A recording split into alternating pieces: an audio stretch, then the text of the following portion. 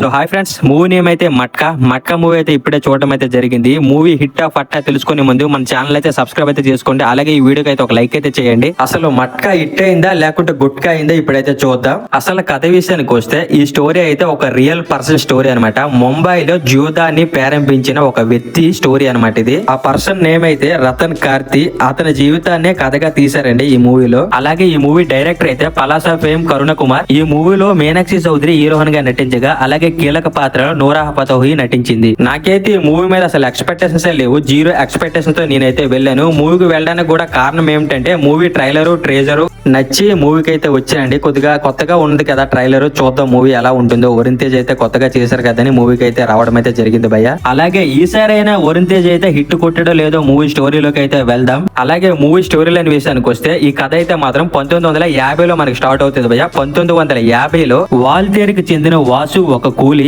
అయితే అతను తప్పు లేకుండా జైలుకి వెళ్ళడం అయితే జరుగుతుంది. జైలుకి వెళ్ళిన తర్వాత అతనైతే కఠినంగా మారిపోతాడు. మనోడు తప్పు లేకుండా జైల్లో అయితే పెడతారు భయ్య. పెట్టి శిక్షిస్తారు, కొడతారన్నమాట విపరీతంగా. అయితే మనోడైతే జైలు నుంచి బయటికి రాగానే కఠినంగా మారిపోతాడు. మనోడు జైలు నుంచి బయటికి రాగానే డబ్బు సంపాదించడమే లక్ష్యంగా పెట్టుకుంటాడు భయ్య. అలా కొన్ని రోజుల తర్వాత వాసు అయితే ఒక రోజు క్లబ్ కి అయితే వెళ్ళడం జరుగుతుంది. క్లబ్ కు వెళ్ళిన తర్వాత మనోడు లైఫ్ స్టైల్ మారిపోతుంది భయ్య. మట్కా సినిమా 1958 నుంచి 1982 మధ్యలో మన వైజాగ్ లో జరిగిన కథ అండి ఈ మూవీ.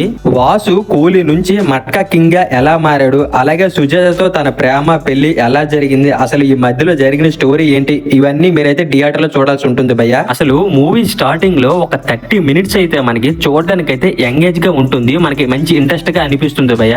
ఇంకా దాని తర్వాత మాత్రం మూవీ అయితే మాత్రం మనకు ఫుల్ బోర్ కొట్టేస్తుంది భయ్య. అసలు మూవీ చూడాలని ఫీలే ఉండదు. అసలు డైరెక్టర్ ఏం చెప్పాలనుకున్నాడు, ఏం చెప్తున్నాడో మనకైతే అర్థం కాదు భయ్య. మూవీలో వచ్చిన ప్రతి సీన్ కూడా మనకు ముందే తెలిసిపోతుంది భయ్య. అలా ఉంటుంది మూవీ, ఇంకా చెప్పవసరం లేదు అనుకుంటా. అలాగే మూవీ ఫస్ట్ హాఫ్ లో ఒక 3-4 ఫైట్లు అయితే ఉంటాయి భయ్య. ఆ ఫైట్లు కూడా వరుణ్ తేజ్ గురించే చూడాలనిపిస్తుంటది. ఆ కట్అవుట్ కి ఆ ఫైట్స్ అయితే మాత్రం కరెక్ట్ గా సెట్ అయ్యి ఫైట్స్ అయితే మాత్రం మనోడైతే ఇరగొట్టేసాడు భయ్య. అలాగే మూవీలో వరుణ్ తేజ్ అయితే డిఫరెంట్ గెటప్స్ అయితే వేసాడు భయ్య. వరుణ్ తేజ్ అయితే చాలా కష్టపడ్డాడు ఈ మూవీ గురించి. ఆ కష్టం అనేది మనకి థియేటర్ లో కనిపిస్తుంటది. అలాగే మూవీ ఇంటర్వెల్ వస్తాడికి మనకి మూవీ మీద కొద్దిగా ఇంట్రెస్ట్ అయితే వస్తుంది భయ్య.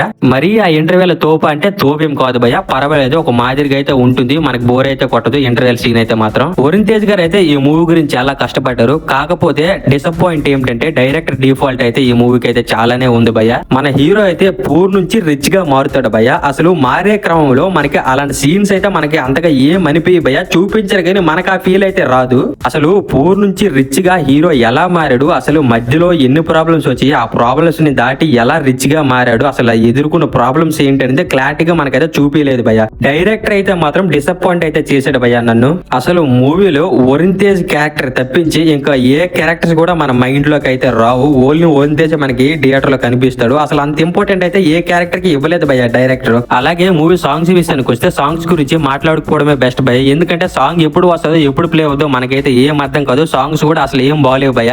అలాగే ఈ మూవీకి అయితే జీవి ప్రకాష్ అయితే బ్యాక్గ్రౌండ్ మ్యూజిక్ అయితే ఇచ్చారు భయ్య. బ్యాక్గ్రౌండ్ బీజిఎం విషయానికి వస్తే అక్కడక్కడ పర్వాలేదు భయ్య, అక్కడక్కడ బాగుంది, అక్కడెక్కడైతే అసలు దారుణంగా ఉంది బ్యాక్గ్రౌండ్ మ్యూజిక్ అయితే మాత్రం. అలాగే మూవీలో హీరోయిన్ మీనాక్షి చౌదరి కూడా బాగానే చేసింది భయ్య. కొద్దిగా డిఫరెంట్ గా మనకు కనిపిస్తుంటది ఈ మూవీలో. అలాగే మూవీలో ఎవరికి ఇచ్చిన రోల్స్ లో వాళ్ళైతే బాగానే చేశారు భయ్య. కాకపోతే మనకి డిసప్పాయింట్ చేసింది ఎవరంటే డైరెక్టర్ భయ్య. మొత్తానికి మన వరుణ్ తేజ్ అయితే హిట్ అయితే కొట్టలేకపోయాడు భయ్య. మీరైతే ఇది ఒప్పుకోవాల్సిందే. మూవీ అయితే పెద్ద డిజాస్టర్ భయ్య. మొన్న రీసెంట్ గా ప్రీ రిలీజ్ ఈవెంట్ లో వరుణ్ తేజ్ గారు అయితే 2 సార్లు అయితే మిస్ అయింది. ఈసారి అయితే మిస్ అవుతుంది, కన్ఫర్మ్ అయితే హిట్ కొడతాను అన్నారు. కాకపోతే పెద్ద డిజాస్టర్ అయితే ఇచ్చారు భయ్య మనకి. అయితే వరుణ్ తేజ్ గారు తప్పు అయితే ఇందులో ఏం లేదు భయ్య. అతను పర్ఫార్మెన్స్ తో మనకైతే దుల్లో కూడా చెప్తున్నాను కదా, అతను పర్ఫార్మెన్స్ కి అయితే 5/5 ఇవ్వచ్చు భయ్య.